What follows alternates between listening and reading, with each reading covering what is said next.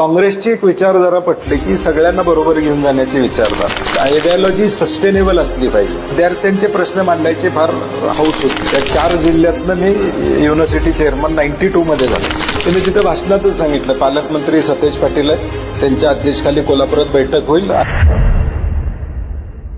आता जेव्हा नवीन यूथ तरुण पिढी जेव्हा पक्षप्रवेश कोणताही करायचे म्हणते, तेव्हा त्यांनी पक्षाचे विचार बघायला हवेत की पक्ष श्रेष्ठींचे विचार बघायला हवेत. नितीन गडकरी साहेब, त्यांचे विचार आपल्याला त्यांच्या पक्षापेक्षा खूप वेगळे वाटतात.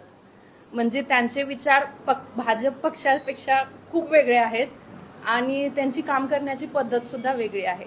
तर नवीन तरुण पिढीनं काय बघायला पाहिजे? पक्ष श्रेष्ठींचे विचार बघायला पाहिजेत पक्ष प्रवेश करताना की पक्षाचे विचार बघायला पाहिजेत? मी 92 मध्ये NSUI मधनं सुरुवात केली.